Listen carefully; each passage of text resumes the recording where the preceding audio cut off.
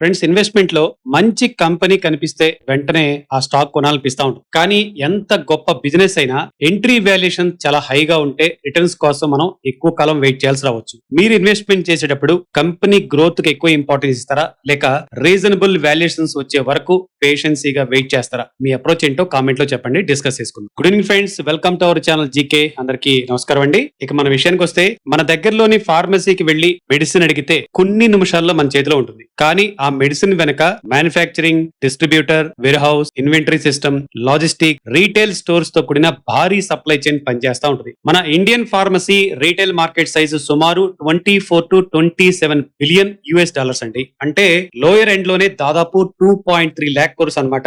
ఈ మార్కెట్ సుమారు 10% CAGR తో గ్రో అవుతుంది. ఈ ఆపర్చునిటీని రెండు డిఫరెంట్ బిజినెస్ మోడల్స్ తో క్యాప్చర్ చేస్తున్న కంపెనీస్, ఒకటి ఎంటీరో హెల్త్ కేర్ సొల్యూషన్, రెండు మెడ్ప్లస్ హెల్త్ కేర్ సర్వీసెస్. అయితే ఇన్వెస్టర్స్ గా మనం చూడాల్సింది రెవెన్యూ గ్రోత్ ఒకటే కదండి, మార్జిన్స్ ఏంటి, క్యాష్ ఫ్లో ఏంటి, ఎక్స్పాన్షన్స్ ఎఫిషియన్సీ కూడా చాలా ముఖ్యం. సో ఈ రెండు కంపెనీల గురించి మనం డీటెయిల్ గా మాట్లాడుకుందాం. మొదటి company Entero health care solutions. ఈ ఎంటీరో ఇండియాలోని leading health care distribution platforms లో ఒకటి. కంపెనీ రెండు ప్రధాన సర్వీసెస్ అందిస్తుంది. ఒకటి కోర్ డిస్ట్రిబ్యూషన్, రెండు integrated commercial solution. Pharmaceuticals, OTC products, medical devices, vaccines, nutraceuticals, surgical consumables ను ఫార్మసీస్, హాస్పిటల్స్ కు సప్లై చేస్తుంది. Q1 FY27 లో కంపెనీ 72,000 పైగా ఫార్మసీస్, 2,300 పైగా హాస్పిటల్స్ కు ప్రొడక్ట్స్ ని అందించింది. ఇక డిస్ట్రిబ్యూషన్ నుంచి డిమాండ్ క్రియేషన్ వరకు జనరల్ గా మార్కెట్ లో ఈ ట్రెడిషనల్ డిస్ట్రిబ్యూటర్స్ ఎవరైతే ఉంటారో ప్రొడక్ట్స్ ను డెలివరీ చేయడంతోనే ఆగిపోతారు. కానీ ఎంటెరో మాత్రం ordering technology, real time pricing, inventory visibility,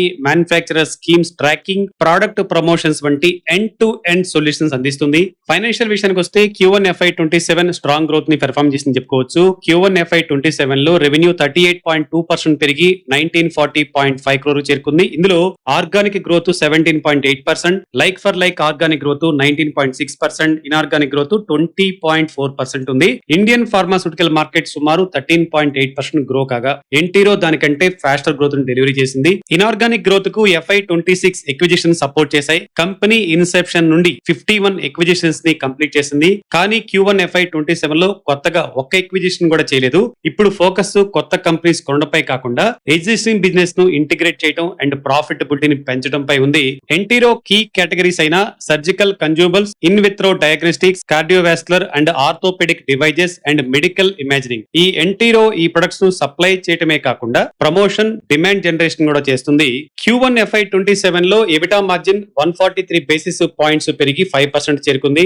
EBITDA సుమారు 97 crore, నెట్ ప్రాఫిట్ అయితే 52.1 crore గా నమోదైంది. అఫీషియల్ రౌండెడ్ బేసిస్ లో ప్రాఫిట్ ఆఫ్టర్ ట్యాక్స్ గ్రోత్ 72% గా ఉంది. ఇక FY27 మేనేజ్మెంట్ గైడెన్స్ చూస్తే రెవెన్యూ గ్రోత్ సుమారు 23%, EBITDA margin 5%, EBITDA to operating cash flow conversion 50% గా రాసుకొచ్చారు. ఇక్కడ కీ రిస్క్ వర్కింగ్ క్యాపిటల్ అండి. రెవెన్యూ ప్రాఫిట్ గ్రో అయినప్పటికీ క్యాష్ ఇన్వెంటరీ అండ్ రిసీవబుల్స్ లో లాక్ అయితే యాక్చువల్ క్యాష్ జనరేషన్ తగ్గుతుంది. కాబట్టి ఎంట్రీలో మనం మానిటర్ చేయాల్సినవి organic growth, medtech contribution, 5% margin sustainability and cash flow conversion. Current market లో ఇప్పుడు స్టాక్ 1629 అరౌండ్ ట్రేడ్ అవుతుంది. 52 వీక్స్ అండి స్టాక్ జస్ట్ 2.17% తక్కువలో దొరుకుతుంది. అంటే ఆల్మోస్ట్ ఆల్ హైలో ఉందన్నమాట. నెక్స్ట్ ఈ బాస్కెట్ లో second company MedPlus health services అండి. మనందరికి బాగా సుపరిచితమైంది. మెడ్ప్లస్ రెవెన్యూ పరంగా మన ఇండియాలో second largest pharmacy retail chain. ఇది physical stores, online ordering, home delivery, private labels, diagnostics ని కంబైన్ చేసిన omni channel health care platform. 30th June 2026 నాటికి మెడ్ప్లస్ కు 5,476 స్టోర్స్, 13 స్టేట్స్, ఒక యూనియన్ టెరిటరీ, 850 పైగా సిటీస్ లో ప్రెజెన్స్ ఉంది. మేనేజ్మెంట్ లాంగ్ టర్మ్ అంబిషియస్ 20,000 నుండి 40,000 స్టోర్స్ అంటారండి. కానీ 40,000 స్టోర్స్ ఇమ్మీడియట్ టార్గెట్ అయితే కాదు, ఇటు లాంగ్ టర్మ్ విజన్ మాత్రమే. మెడ్ప్లస్ కొత్త సిటీస్ లో ర్యాండమ్ గా స్టోర్స్ ఓపెన్ చేయదు. ఎగ్జిస్టింగ్ క్లస్టర్స్ లోనే ఎక్కువ స్టోర్స్ ఓపెన్ చేసి లోకల్ మార్కెట్ షేర్ ను క్యాప్చరింగ్ చేస్తుంది. ఒక స్టోర్ సేల్స్ ను దగ్గరలోని మరో స్టోర్ కొంత కెనబలైజ్ చేసిన కాంపిటీటర్స్ కి స్పేస్ ఇవ్వకుండా మొత్తం లోకల్ డిమాండ్ ను క్యాప్చర్ చేయడం కంపెనీ స్ట్రాటజీగా పెట్టుకుంది. ఈ డెన్సిఫికేషన్ వలన brand visibility, delivery speed, warehouse utilisation improve కావచ్చు. 12 months పైగా ఆపరేటింగ్ హిస్టరీ ఉన్న స్టోర్స్ Q1 FY27 లో store level EBITDA margin 10.4%, store level operating ROCE 63%. Company stores లో 27% 2 years కంటే కొత్తవి, మిగతా 73% స్టోర్ 2 సంవత్సరాలు లేదా అంతకంటే పాతవండి. న్యూ స్టోర్స్ మొదట్లో మార్జిన్స్ పై ప్రెజర్ పెడతాయి. స్టోర్ మెచ్యూరిటీ పెరిగిన తర్వాత revenue density and profitability improve అవ్వాలి. ఇక ప్రైవేట్ లేబుల్స్ గురించి చూసుకుంటే మెట్ ప్లస్ వద్ద 1550 పైగా ప్రైవేట్ లేబుల్ ప్రొడక్ట్స్ ఉన్నాయి. Q1 FY27 లో ప్రైవేట్ లేబుల్స్ టోటల్ రెవెన్యూలో 20% కాంట్రిబ్యూట్ చేశాయి. Pharma private labels 10.7%, non pharma private labels 9.3%. Private labels సాధారణంగా బ్రాండెడ్ ప్రొడక్ట్స్ కంటే హయ్యర్ మార్జిన్స్ ఇవ్వగలవు. అయితే Q1 FY27 లో private label contribution 1.5 percentage points తగ్గటం గ్రాస్ మార్జిన్స్ పై కాస్త pressure పెట్టింది. ఇక ఫ్రాంచైజీ ఎక్స్పెన్షన్స్ విషయానికి వస్తే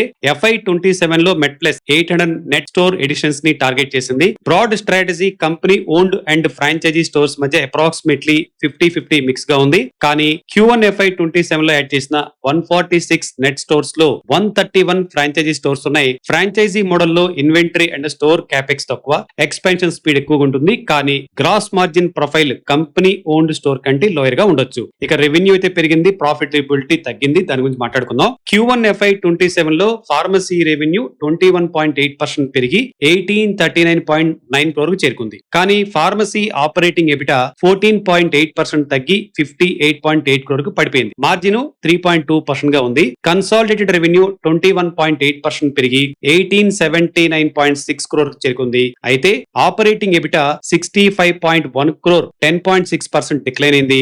ఆపరేటింగ్ మార్జిన్ 4.7% నుండి 3.5% కు వచ్చింది. నెట్ ప్రాఫిట్ 33.2 crore కు వచ్చి 21.7% డిక్లైన్ అయింది. New store cost, lower private label mix, franchisee contribution and employee expenses margins ని ఇంపాక్ట్ చేశాయని చెప్పుకోవచ్చు. ఇక డయాగ్నోస్టిక్ రెవెన్యూ 22.4% పెరిగి 37.1 crore చేరుకుంది. ఆపరేటింగ్ ఎబిటా 59.6% పెరిగి 6.6 crore గా నమోదైంది.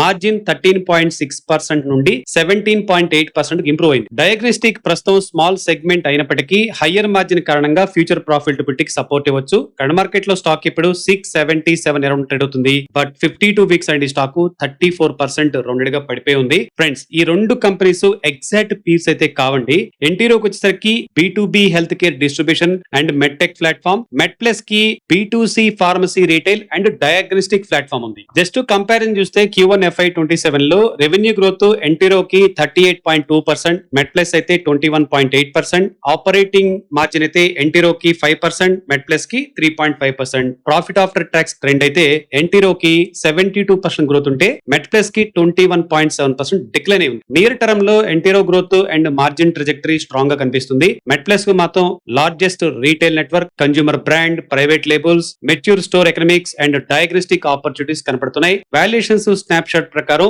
మెట్ ప్లస్ తన historical median and industrial median తో పోలిస్తే డిస్కౌంట్ లో ఉంది. ఎన్టీరో ప్రీమియం వాల్యుయేషన్స్ లో ఉంది. అయితే స్టాక్ ప్రైసెస్ మారుతాయి కాబట్టి లేటెస్ట్ వాల్యుయేషన్స్ తప్పకుండా వెరిఫై చేయండి. ఈ రెండు స్టాక్స్ పై మీ ఒపీనియన్ ఏంటో కామెంట్ లో చెప్పండి ఫ్రెండ్స్. ఇలాంటి powerful business analysis and stock market insights కోసం మన జీకే ఛానల్ ని సబ్స్క్రైబ్ చేసుకోవడం అసలు మర్చిపోవద్దు. Thank you for watching.